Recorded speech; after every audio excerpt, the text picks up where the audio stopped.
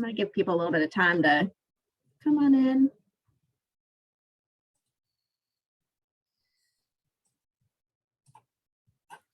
Well, I was secretly going to put that picture of you in there and surprise you, but there was no surprising.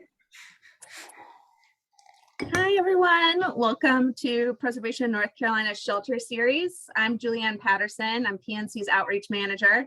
Our Shelter Series is a virtual program that allows us to connect with preservationists across the state on a variety of topics. We have a full schedule plan for 2022, which you can see on our website, which is preservationnc.org.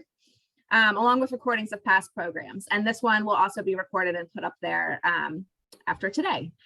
Some of our upcoming programs will focus on stories that relate to a traveling exhibit we just debuted called We Built This, that profiles Black architects and builders in North Carolina. The exhibit's currently at Dix Park in Raleigh, and it'll be there through the end of the month. So if you're in the Triangle or in driving distance to the Triangle, we encourage you to join us in person on February 20th for what we're calling PNC Day. You can find out more information about the exhibit and future events on our website. The Shelter Series has always been free of charge, and we hope to keep it that way. So if you enjoy these programs, please consider becoming a member, making a gift, or sponsoring a future program to help us keep it going. And thank you to those that did make a donation with your registration today. Before I introduce today's presentation and speakers, I'm going to go through a few Zoom pointers. So this is a webinar, which means we can't see you, but we know you're there. So thank you for joining us. If you're having any technical issues, let me know by typing into the chat box, and I'll do my best to try to help you.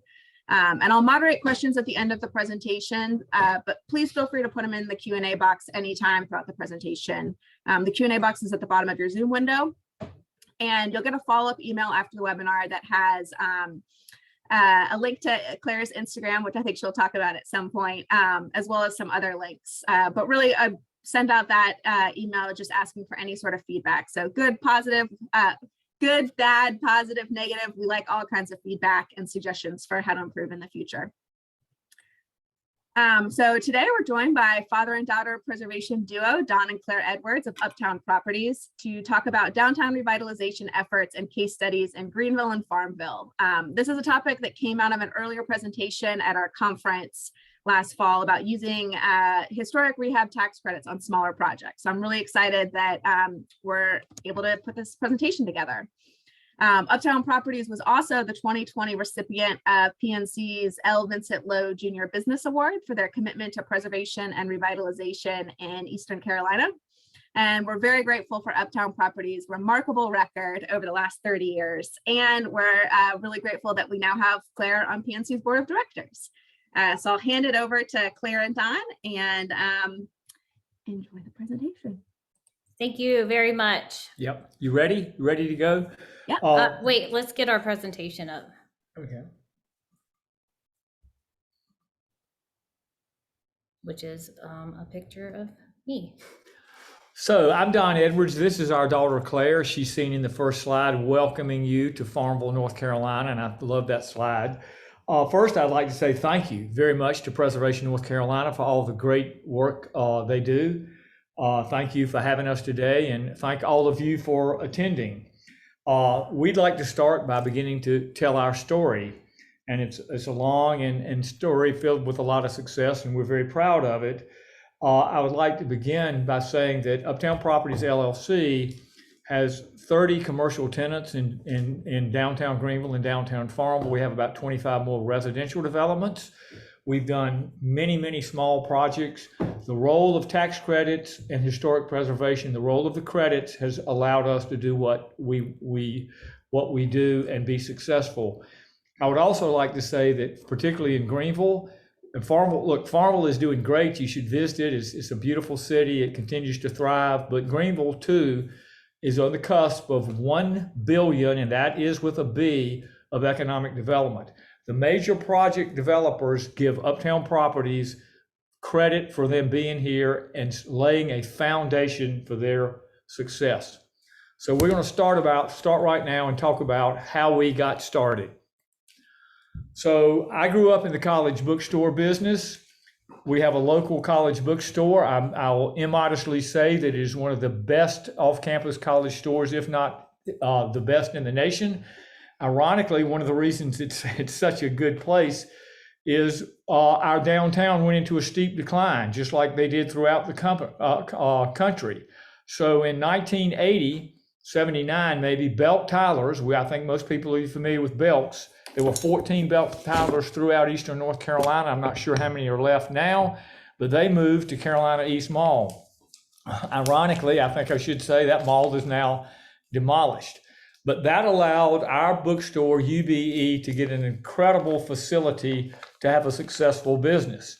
And so we started growing the college textbook business. Let me go back. I'm sorry, I did that. Help me with that. Yeah.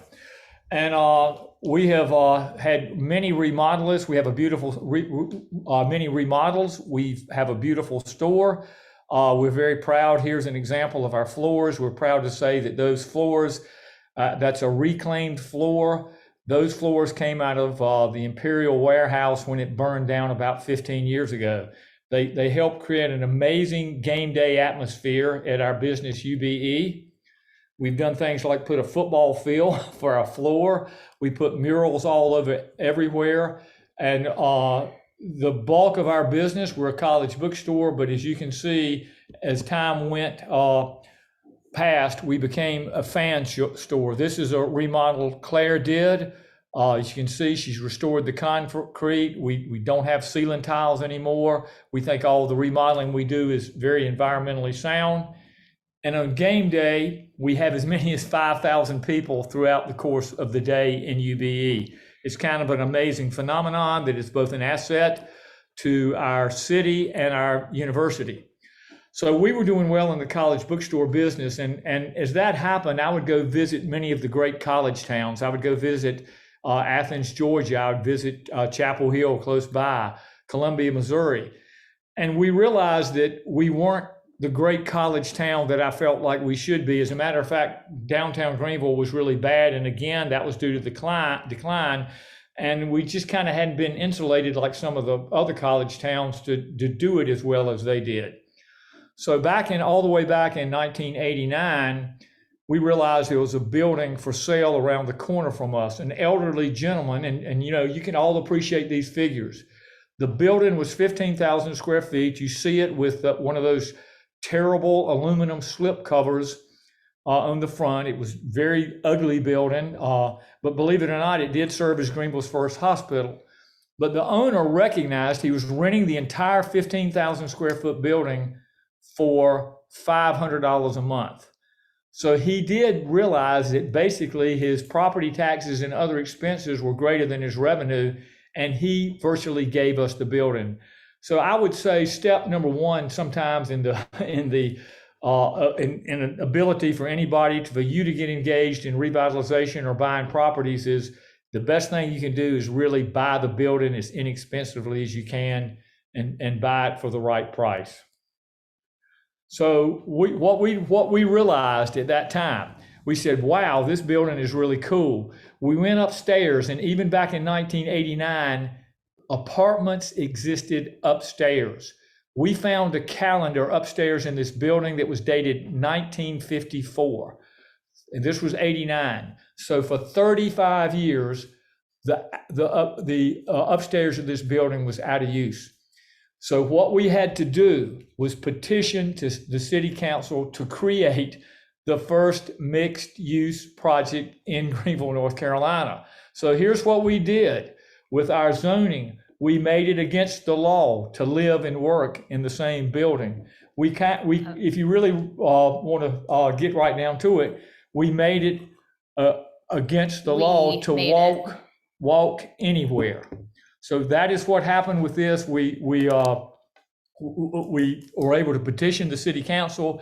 They changed the zoning, and we were able to start a mixed use project very quickly. We wanted to make this a tax credit project.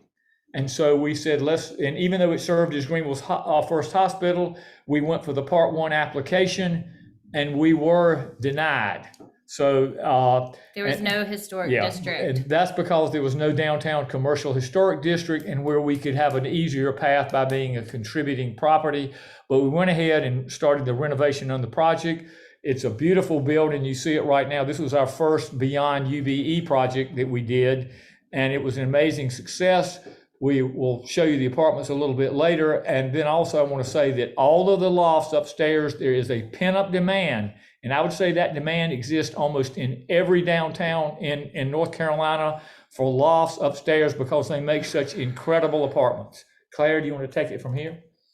So just a little side note about the zoning that he was talking about. I just want to bring a little light to how the automobile changed the downtown ecosystem. Just with the popularity of the car, more roads came about and more suburbs were created. So more traffic. Just a little side note.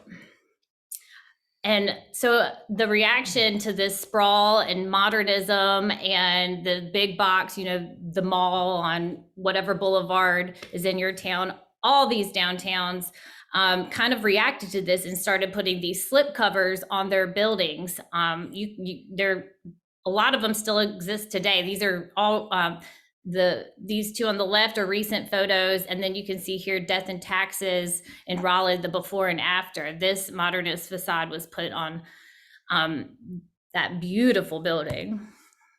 Talk about how pretty that is. So this is the Blunt Harvey building. This is these top two buildings. This is the building on the left says Blunt Harvey, and the building on the right. Look at that transformation. That is the same building. And then so here's just two other examples in Greenville. Obviously, we know the one on the bottom right. So still talking about reactions to sprawl, a lot of downtowns created these pedestrian malls, with the reaction to, real malls. And this happened at a lot of places. Rock Hill, South Carolina put a roof on their Main Street. So it was something you saw happen. So here in, what year is this? About 95, 96. 95, my dad, we had a pedestrian mall, and my dad created a type of fundraiser to build back the Main Street, and he raised funds in the private sector. And the way he did this was by having individuals buy bricks for $100 to work for the new infrastructure for our Main Street. The car wasn't going anywhere, but really nobody was coming downtown with the pedestrian mall in the way. So you can see here in this rendering on the right, this is this Main Street opened back up. When that happened, there was less crime, more activity. It was a really positive thing for our town to see. Okay, so one thing that was interesting, I think I mentioned before, the HL, the Dale Hodges building, serving as Greenville's first hospital, and again, a beautiful building built in about 1919. We tried to get the tax credits and we could not get the tax credits. So some years later, actually all the way down in 2017, so Claire's joining the company by then, and she finds herself very adept at the construction part of this. And Reed Thomas, our local SHPO guy, said, well, now you're part of a contributing you're part of a contributing property as a part of the downtown commercial historic district. So believe it or not, many years later, on only a fourth of the building, and this is where you get into these smaller, and I think Juliana said talk about some of the smaller projects and how they work out, because people don't think they can do it. We renovated the bottom. It was in need of that. We put the shape, and where's the shape on Fifth? Is it, you got that? So here's the building contributing on the National Register. And here in 2017, we met Mike Maida. Right, and Mike Maida, we say this, he's the best barber in Atlanta, and he wanted to move back to Greenville. Atlanta had gotten too big for him. So we renovated a fourth of the building, spent roughly $120,000. Of the $120,000, $100,000 was a QRE. So we got a $40,000 tax credit to renovate this into what is called the Shave on Fifth. So it's a barbershop. He also does shaves. It's the coolest and neatest barbershop I think, in entire Eastern Carolina. He's got a pool table. The atmosphere is incredible. Take a look at the right-hand side. We were able to do the brushed, what do you call that on the floor, Claire? The brushed, Just polished concrete. Polished concrete, the brick wall exposure. The barbershop is just spectacular. And again, probably would not have done this without the tax credits.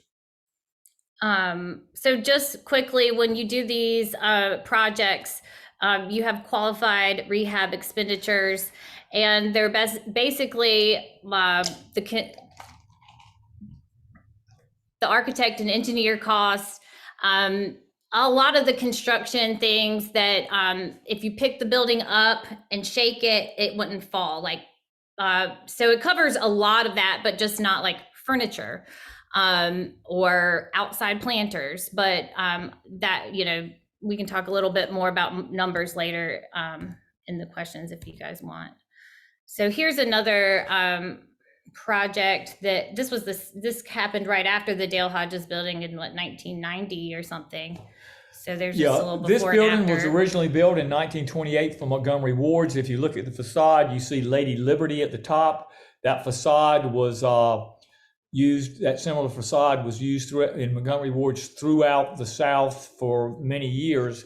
This was a belt tile. This was the other part of Belt Tylers as it sprawled over 2 blocks back when it was thriving back in the 50s and 60s.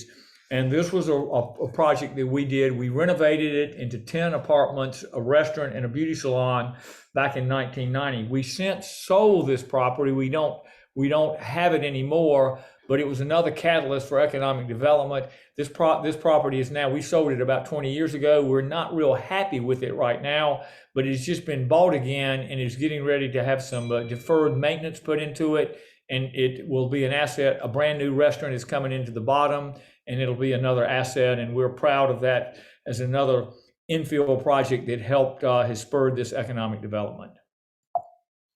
Oops. Okay. Boy, this is one I think I need to show you to show you how ugly everybody made everything. This was a clothing store called D.A. Kelly's. This is a project. We'll show you some more about it in a minute. This is the historic McClellan's Dime Store. Built what year, Claire? You probably know that. Well, we think the walls are 1899, and we think the storefront is like 1925 or 27 or something like that. But I just use this example to show you what people did that they thought looked good. The building was painted blue. It had a circular window. It had aluminum slipcover stuck over it. And I don't know how they could have hardly made it, any uglier.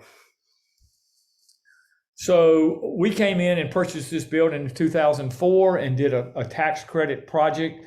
We're very excited. We put a venerable center of the cognoscenti, the bohemian place called the Tipsy Teapot. In the bottom of it, we put a coffee house in the bottom of it. Since then, as things happen, both of those businesses, they thrived for 15 years. Well, they didn't thrive. They existed for 15 years. They kind of allowed us to pay for the building.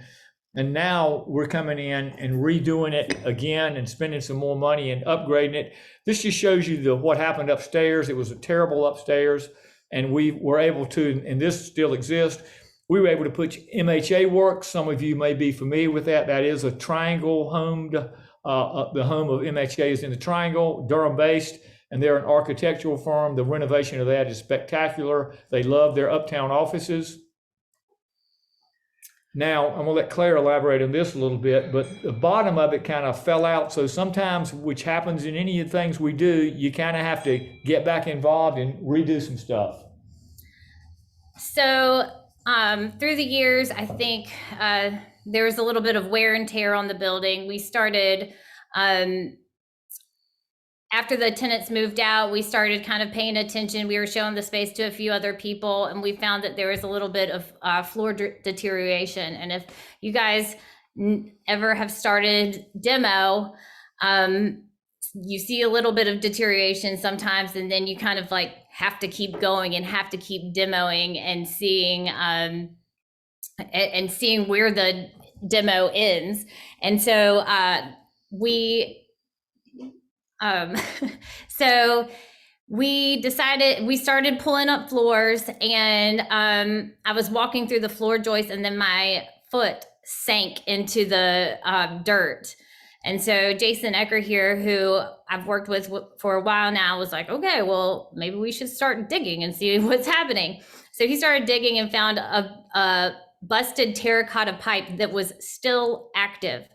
We would go flush the toilet and see water run through it. So that was really interesting and fun. So anyway, we repaired that, put all new floor joists back, and it was a mess, but we're very happy with the end results. Now we've got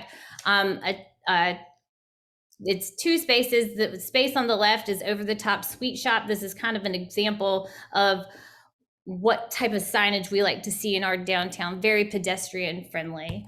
So here's a little bit of a before and after. We had a horrible situation where some of the tenants, the tenant after our first bookshop carved these awful geometric shapes into the plaster. So Jason and I have fixed all that. It was really fun. And this is the space on the right now. It looks we're very pleased with the space now. Okay, to elaborate a little more on what Claire said, it's always a work in progress. As I mentioned before, we have 30 tenants. Right now, after this renovation, we think all of our tenants are fabulous and good. Most all of them are small businesses. But to talk about the tax credits and the value of them and what they do to help our revitalization. So the over-the-top sweet shop is a donut and gelato shop. We think we may have a tap room going in the next door that will also have a local flair to it with a lot of local products for sale. Both of these are going to be great assets. This is the tap room here that we will see on the thing on the right. But what I want to say, and I'll just be candid and be very open with this, we've rented this property to the sweet shop for $1,600 a month. If you were doing new construction, and this was a project that a lot of people here, I'm sure, are sophisticated, the property, in order to make the numbers, the rent, in order to make the numbers work, would probably have to be about $3,000. Ultimately, we do hope to get more rent, but the simple fact of the matter is, because of the tax credits that we got years ago, and now the remodel we have done now was not all that much, it looks like extensive, we are able to rent it to $1,600 a month. And that donut shop, they need that kind of rent now in order to be successful. If we charge them $3,000 a month, I'm not sure they will want to make it. So the incredible aspect of this is we use these historic credits to provide value for our tenants, to make them successful. And as I said again, we now have 30 of those tenants in the heart of our city. We're very proud of that. Here's another one. This is Uptown Brewing Company. This was many people know of the Brody family. The Brody family is known for the medical school here. This was the old Brody's department store. This is a reworked, rebuilt facade. You know, you can't do it every time. We just couldn't restore the facade. It didn't work. But I do think the new facade is beautiful. Upstairs, to give you an example of economic development, boy, what a great looking, you see the big Apple logo. This is Apogee. They are a value-added Apple retailer. They do have 18 employees, and they do $50 million of Apple business, mainly to big customers such as hospitals and restaurant chains, et cetera, and large purchases right upstairs, and we're very proud of them being an asset to Uptown. One of the other buildings One of the other buildings we renovated not long ago was the Pitt County Arts Council at Emerge. It is an absolutely spectacular renovation. Here again, this is kind of our philanthropic renovation. We rent 7,000 square feet to them for $2,200 a month. You can do the math on that. You know, we do make this up on some of our other properties, but again, the Arts Council will tell you that if it were not for Uptown Properties and historic renovation and adaptive reuse, we would have no Arts Council. Here again, you see how cool this building looks with all the studio spaces.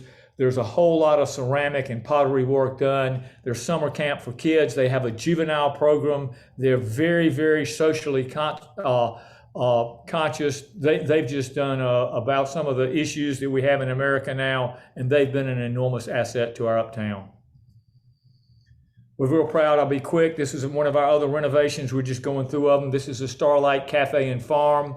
That is that is the best fine dining restaurant we think in Greenville. We're biased. And they have their own farm outside of town. Yeah, they have their own farm, so that's all sustainable restaurant, and they just do a spectacular job.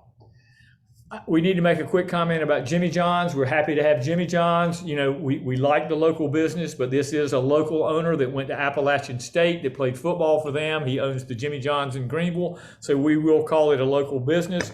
And one of the things we're real proud of, Jimmy John's is cookie cutter, but we talked to Jimmy John's corporate. You see the exposed brick wall gives it an incredible atmosphere. So we were able to do an adaptive reuse and design the building better because of the historical aspect of it. Another project we've done is a super block project. We're very proud of that. To show the complexity of this, we don't even own this property. We couldn't buy the property. We ground leased the property for 99 years. That kind of gave us fee simple rights to get the tax credits. We spent $3.1 million on this renovation. 2.6 was the QRE, and it created a $1 million tax credit, which was shared by all the investors. We're very proud that we now have the tenants do change. We have Blackbeard Coffee, a local coffee roaster. We have King's Deli, a fabulous restaurant. We have a tech company. We're also the home of the ECU Registrar's Office. We're the home of the Convention and Visitors Bureau, and also a tech company called Game Theory, which is upstairs. Again, the upstairs of this building, out of use for 30 years. We've transferred it into a fabulous, again, great tech company called Game Theory. And now we're going to talk about our latest project, which we think is our best. Claire did it completely, so she's going to tell you about it. So this is the Farmville hardware. You can see the text here that says the building was bankrupt. The town of Farmville bought it, and folks in town were talking about tearing it down. They didn't know what to do with it. It's actually 2 buildings and 3 storefronts. You can see this terrible slipcover. They had put that on in the late 60s, and here's an earlier picture of it in 1900. So in about 2015, there was a stir in the paper and in the community about this building, about the town of Farmville wanting to tear this building down and put parking spaces. It was right in the middle of town. So we started looking at it. The slipcover came off. You can see this image on the right, where you see this is one building here. This is the other building, and a building and a half were covered with this terrible facade. During that time, we started talking to a guy named Rich Deming. He has something called the Power Resource Group, and part of that, an entity of that group is called Carolina Poultry Power. And he was interested in bringing his headquarters to Farmville. Their company takes poultry litter and turns it into energy. So we were like, wow, this is a really cool company. He was talking about maybe needing, I don't know, Dad thought said like the whole downstairs. But anyway, he ended up taking a third of the space, of the commercial space, and then quite a few of the apartments upstairs. So anyway, we got to talking. We said we can make a mixed use project out of this. We have a potential tenant, an anchor tenant. Let's get this show on the road. So you can see here that the hardware building is to remain standing. I've just put some pictures of this building through the years. I particularly like this one in the middle, where you can see that nothing around here had been built yet. This is one of our oldest buildings. It's 1900. This building's 1900, and this one is like 1902, 1903. So this is the the Turnage department store here, and then this is the Lady Turnage Opera House. There was an opera house upstairs. You can see here, this little banner here is how they, banister, this is how they went up into the opera house. There were stairs along the side. So You want me to do it? Take it. so how could we make this work? There was a few ways that we're going to try and make this work besides the tax credits. And one of the ways, as my dad mentioned, is you have to get the building really cheap. And so you can talk a little bit about the different incentives, but you know, go ahead. Okay, so the Farmville hardware was priced at $150,000. You might not think that is that much, but let me just give you an example of what you face when you come into small towns like Farmville. When we were seeking out tenants early on, we had a flower shop that wanted to locate perhaps in our building. And so we started a discussion. And we said, well, what kind of rent do you think you can pay? And they said, well, right now we have 3,000 square feet and we pay $500 a month. So I would have to say, you know, making the numbers work in Eastern Carolina are challenging. So buying the building as inexpensive as you can is very important. So the city did several different things. One of the things they did more than anything is they created a linear facade grant rather than a by location facade grant. So they gave us, it ultimately ended up, our facade grant was about $40,000. A lot of buildings, there are facade grants in many places, and some of them just max out at about $5,000. Well, there's a lot of linear feet here. This was, you know, this took up space on Main Street. So what they did is they offered a certain amount per linear foot. So the main walls, like here on Wilson Street and Main Street, they offered, you know, a certain amount per foot. And then for the back wall, they offered a lesser amount. But, you know, it just was a game changer. I think we ended up getting almost $40,000 in facade money. So there's other incentives like tap fees, tap abatements, and other things. But the other way that we kind of made this work and we were able to really get our anchor tenant interested in this is Commerce has a building reuse grant or opportunity. So it's all based on job creation. So you can see this chart on the lower hand corner, but based on what county you're in, what industry you're in, and as long as you're offering like an average wage or above, you can get a certain amount of money for your offering. So at 10 jobs, we were able to get $12,500 per job, which was a $125,000 grant, which in turn we passed. That's kind of both us and Rich Deming. He really gets the grant. He's the one creating the jobs. By the way, he's created far more jobs than that. It shows the value of these grants. So what we did is we really passed that grant on to him for him to pay rent. Again, I mentioned the $500 for 3,000 square feet. Rich pays us $12 a foot in downtown Farmville. He pays us $2,500 for 2,500 square feet. That's great rent for us. It makes all these numbers work with the enormity of the tax credits. Don't know if Claire went over that, but again, this was about a $2 million QRE and about an $800,000 tax credit. And again, we use these credits. We don't monetize them. They get on a K-1 and they pass directly to our tax returns. And we understand that process fully, and it's not that complicated. And we really like Rich because he does something really cool and eco-friendly. He takes the chicken poop and turns it into energy in his biomass plant that he built down the road here in Farmville. And then he keeps a lot of that chicken litter out of our rivers. So Claire elaborate a little more, but one other thing, when we saved this building, immediately 2 million pounds of construction debris did not go to the landfill. So here's a few photos of times of this building, times through the years. Like I said, it's 2 buildings, 3 storefronts. I'm going to talk a little bit about the construction of this, but this is here's the Turnage department store. This is the Lady Turnage Opera House. We wanted to put back a lot of the ornamental brickwork that went up here, but it just ended up being a little too much of an effort, and we had to make sure whatever we did, it was approved by the Park Service.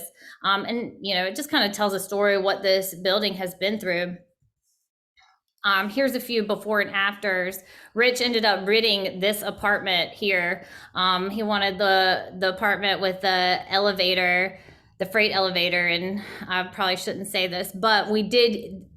It's no longer in service, but it was very useful to bring all the toilets and the air handlers. And, even when we took some of the cinder blocks out of the windows, we just used it to cart down debris. You can see here if the old tracks in the floor from where the carts used to use it. This is an apartment in the Lady Turnage Opera House. You can see the before and after. We kept the blue ceiling.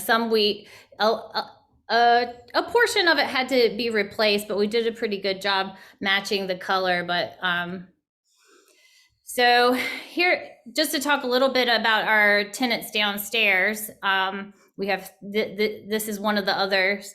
So you can see this is the middle storefront. This is a before, and this is after. This is Palateria Dea. Ice cream and popsicle shop. We were really happy to meet Medina. He has a business in Greenville, and he lives a little closer to Farmville, and his family all lives here and works for him. And he wanted to actually have a storefront, but he wanted to make a lot of his ice cream here. He's closed like in January just because of the winter, but he uses the back behind the screen wall for like manufacturing ice cream. And I think that's definitely a direction these storefronts have to go in is, what can you manufacturing and producing? So he has the most delicious strawberry cheesecake popsicles. If you're ever in Farmville, stop by. They're delicious. This is his daughter, Dea, who the business is named after. And he's like a super amazing guy. So here's just a little bit, here's the picture of 1980s before. It has this residential storefront, and this is after. So just in talking about storefronts, bringing it back to downtown revitalization, we're kind of particular about the way the storefronts look. We want them to be inviting. They need to offer something to the streetscape. They pedestrian friendly. We want, daytime vitality, pedestrian foot traffic. So here's just a little fun diagram that explains some storefronts. So when we were looking at the Turnage department store, these columns were completely covered up. So when you're doing these buildings, you got to identify what you have, what you want to work with, what you want to highlight. So, and then you have to create a plan. So oftentimes you go back and look at the older pictures. And in this picture, this is one of the earliest photos. You can see that there was this crisscross facade. This is how it used to look. And these columns are not engaged with the storefront. So we wanted to take it back to this period or this style. And, we did some drawings, and for some reason we were talking to a glass person, and we were gonna make this out of like metal, and it was just going in the wrong direction. And it just so happened that I went to Fremont, North Carolina with some friends to the Daffodil Festival, and I found this 1890s storefront that looked exactly like, almost exactly like what was in Farmville. So I kind of had a spitting image of what we wanted Farmville to look like. It was a great example. You can see how this column is not engaged with the storefront. It kind of gave us some information about how to treat what we had that was existing here. So it's just finding the right people to do it. So I eventually, through Edgecombe Community College, called there and talked to Monica Fleming, and she mentioned, well, these two guys actually had called them before and tried to get them to help me with something else. And anyway, I finally got a hold of them. They were interested, brought them to Fremont. Funny story, I ended up stepping on a huge nail that day, but it's another conversation. But anyways, Jason Ecker and Chris Jones, they're my mentors. They're amazing craftsmen. They can look at a piece of wood and based on the saw marks on it, tell you how old it is, you know, like federal or whatever, pre-war, whatever. So they got to building. We made the storefront out of sapele mahogany. And this is another picture of them, how they do their thing. They use mortise and tenon joints, which is an older construction way to do things. And they're just so smart. You know, wood expands and contracts. And so the way they put this together allows for expansion. There's Rich. There's kind of, this isn't actually the final picture, but we ended up putting a pent roof here. But anyway, this is Rich in front of the storefront. We painted it. The Park Service wanted us to paint it, but we were able to leave the doors with a natural finish. So that's 2 out of the 3 tenants in Farmville. This is the third. This is the Family Violence Center. They have a boutique with gently used clothes. We're really happy to have them there. They don't pay as much rent as the other tenants. So this is, you want to talk a little about that? Just the combination of historic tax credits, the combination of the adaptive reuse grant, the value that this incredible building brought to us basically allowed us to give the Center for Family Violence almost free rent as part of what we want to do to really help the violence provision and the domestic violence issue. So we're real proud of all the way these things come together. And we're happy to have a storefront. And we're also happy to have a retail store. I shop there. They have really nice clothes. It's more like designer stuff. And this store is for everyone. It's for the richest people, for the poor people, for everybody. We're real happy with what we have here. So here's just a few pictures. So this was a storefront that remained. This was what we found later was a 1919 storefront. It was not the first period of this building. It was the second period of this building. So you could see this prismatic glass here, which was used to reflect. If you pay attention, you see this everywhere. It's in a lot of downtowns. A lot of folks put, sometimes things are behind it, things are in front of it, but it's really great. It's made from lead and zinc. We had it restored by some folks in Nightdale. I installed some lights up here on the roof of this. So at nighttime they shine at the streetscape. Just, you know, we want to enliven the streetscape. So when we started looking at this storefront, I knew it was like a little peculiar, but I couldn't really tell what it was made out of. Because it was all painted. We started scraping. We found that this part here was copper, and this part was mirror. So we started stripping away, and we were super pleased and excited with what we found. On the backs of these mirrors, you can see it's labeled February 1919 BSC, which is, I guess, the company that made those mirrors. We stripped the paint from the copper, we shined them up. Then we found that the knee wall was made of marble. And so Jason likes to use this technique where he uses propane and burns the paint off. And also this here was made of sandstone, the little curb here.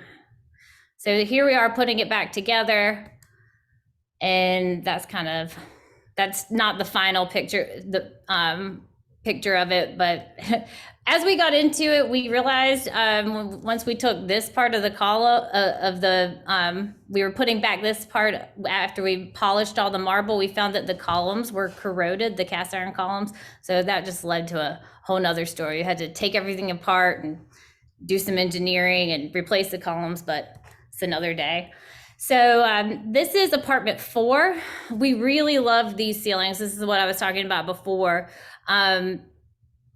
This was, the Opera House. We wanted to keep these ceilings. This wall here, I'll show you in a different photo.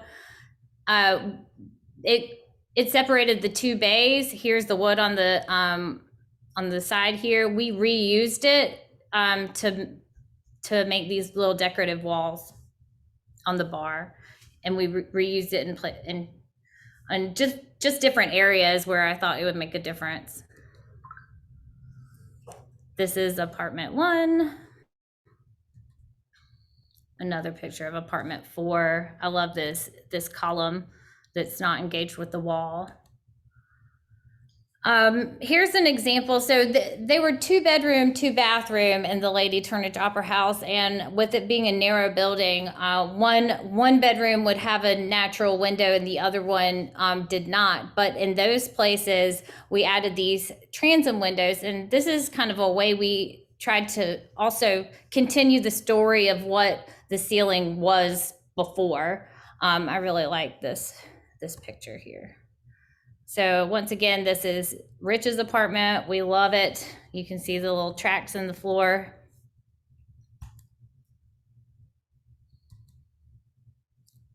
Another kitchen. This was the wall here, and this is how we highlighted the existing features. That's great. So this is apartment 4. This is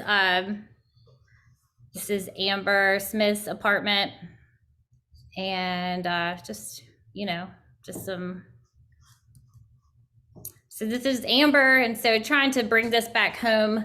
Amber, the Pop and J is her hair salon, and it's a block away from the Lady Turnage loft. So she walks to work every day. So that's kind of what downtown revitalization is. There's a grocery store 2 blocks away, the doctor's office, the post office. We're not really relying too much on the automobile, and we are getting exercise and vitamin D. So that's just kind of what we like. You have anything else to say? So I would just again say that Claire's doing a great job with this. We love what we do. Historic preservation is underrated. The enormity of the effect it has had. I mean, we talk about it does X amount in economic development. I would say that is all understated, because what's happening with historic preservation in Greenville, it is literally laying the foundation for what will be $1 billion. We can elaborate on that shortly. And changing our city, making it healthier, more beautiful, walkable, and thriving. So thank you for having us. We appreciate it very much. And again, thank you for coming to this, and thank you, Preservation North Carolina. Thank you both. Even though I saw everything yesterday, I feel like I got to really hone in today. I didn't realize those columns on the Farmville building, the mirrors. I didn't notice that yesterday, and that's such a nice feature. So everybody who's watching, I encourage you, if you have questions, add them put them in the Q&A. I saw somebody just said great job, but I have a question that I'm going to start out with, and it's something that I've brought up with you all multiple times, but just for the benefit of everybody else. So I've had people tell me before that they don't think it really makes sense to use the historic tax credits unless you have like $1 million in QREs. And that first project that you showed at the Dale Hodges building, when you did use the tax credits, that was a $120,000 renovation project that you used tax credits for. And so I was going to ask, was it worth it? But then Don, halfway through the presentation, interjected that it's really easy to use these tax credits. So I'm curious. I say it's easy because Claire does all the work. Well, then I guess my question's for Claire. What's one piece of advice that you would give to people that are undertaking their first tax credit project or even considering it? Well,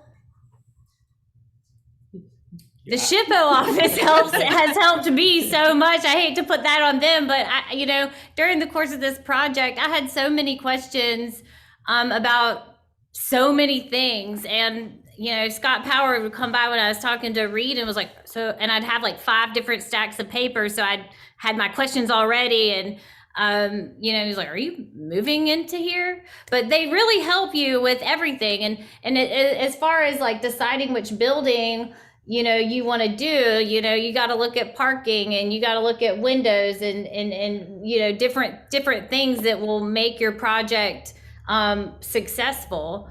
Yeah, I would add, Julianne, finding out if it's a contributing property, that's pretty easy to do. Claire, elaborate on how you find out whether it's contributing. And these guys, we're lucky to have the office in Greenville, but particularly Reed Thomas, he's just a wonderful, nice guy. And you go to him for advice and he helps you a lot. But how do you do that, Claire? Do you just...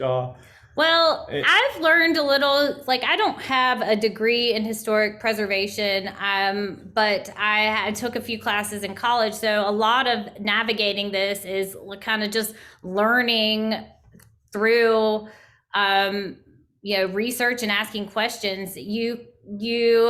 So just operating the National Register, going to the site and figuring out where your building is located, the street numbers used to be different, or they're different than they are today. So, knowing where your side streets are, basically counting the different, you're like, oh, this is the one with the,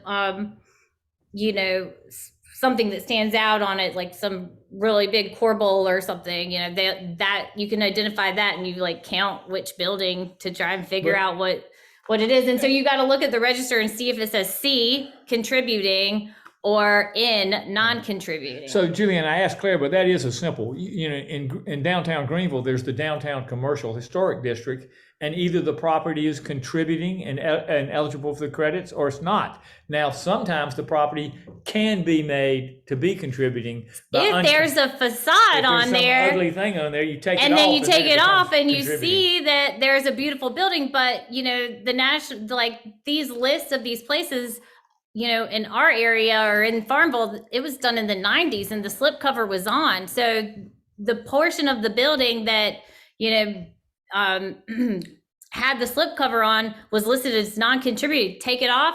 You're like, okay, you just have to like get the paperwork right with the part 1 when you start doing your tax credit paperwork. And I love that you guys use the term slipcover. I had never heard that before, but it so perfectly describes exactly what it is. So we have 2 questions. George Lennon asked what properties are eligible for tax credits. I don't know if you just want to say that or I can, but basically it has to be listed on the National Register individually or a contributing building in a historic district. And I would think most towns throughout North Carolina do have downtown commercial historic districts. I don't know that. Somebody might chime in and help us with that. And then any contributing property is eligible for the credits. Well, and like Claire said too, that even if the building is listed as non-contributing, if it has one of those 1970 slipcovers on it and the district and like the bounds and what was considered contributing or non-contributing that determination was made in the 70s, then you might just need to do a little investigating to see what's behind that's there. The big word is investigating. Mm-hmm. So another question, how can you motivate families to sell a building that they have owned properties forever and let them deteriorate and want an unreasonable amount for them? Also, how do you prevent people from doing horrible, unsympathetic renovations? I think you could answer that broadly and just how do you find these buildings and then negotiate the the low price that you say you need to make it work? I would just offer some methods of trying to buy a building, and the problem is you fail at this, and it's very, very frustrating. And I'm sure everybody You ground lease it. But when we did the super block, we had two elderly ladies. They were not bad people, but they didn't have an ounce of historic preservation or civic pride or anything else, and they just didn't care. So first of all, we tried an installment sale. So do understand, if you try to buy the property, say the property's $500,000, well, you could offer them to finance it for you, and then they don't take it, so they're going to pay that tax over the period of time that you're purchasing the building, like whatever that is amortized. That's their gain on it. So doing an installment sale can spread out their taxes. And then secondly, when you try to do a 1031, you can say, let's find another property, you swap it out. Then they pay no taxes. Can we replace your property with one that gives you a better return? That's really not that hard to do, because usually the property is giving them no return because it's dilapidated and vacant, but still that may not work. Thirdly, you can ground lease it. And that's what we did on the Super Block project. And again, the 99-year ground lease, we did that with private equity. We have investors, angel investors, that invested in their project without even owning it, but they got the full value of the tax credit. And because we spent a little bit, the investment was, because we financed it a little bit, the tax credit was greater than 40%, because there was financial piece. They invested like X amount, and because we borrowed a little bit of money, the QRE was greater than their dollar investment. So the tax credit for those investors was greater than 40%. Oh, wow. Easy peasy. And then we have a question from George Lennon. Do opportunity zones provide credits? I don't know if Greenville's not considered an opportunity zone, is it? I don't know that. I don't know. Okay. I hate to say I don't know any. I've heard of opportunity zones, and we don't know anything about don't. Okay. And then another question that I had, so that the facade grants that you used in Farmville, and how they were with how they basically did them by linear feet instead of by building, was that something that already existed, or did you have to negotiate that on the like mayor, a linear the feet? mayor, give the mayor and the city council and the manager, they created it especially for us. For that building. Okay. Yep, they did. Wow. That's great. Well, I don't see any other questions coming in unless you guys have some parting thoughts. What's the one? Okay, so this presentation will be shareable, correct? Do you not? Yes. I see a few things over here, a few questions. Oh, in the chat? Yeah. Oh, okay. Yes. Will this, yes. So we are recording this. It's also streaming live on Facebook right now. But once we shut down, it'll take like a day or two for us to upload it, but then we'll have it online. And so if you go to our website, which there's a link in the follow-up email that you'll receive, that will send you to our shelter series page, and this presentation will be up there. I would say probably by the end of this week. Let me see. I think the rest are comments, all about what a wonderful presentation. Thank you. Thank you. Thank you so much. All. Yeah. Thank you for having us. It's been. Thanks, Julianne. Keep up the good work. You've been a great support, a tech support for us. Well, you had no issues, so good job. Good. All right. Thanks. We'll see everybody next time. Bye. Bye.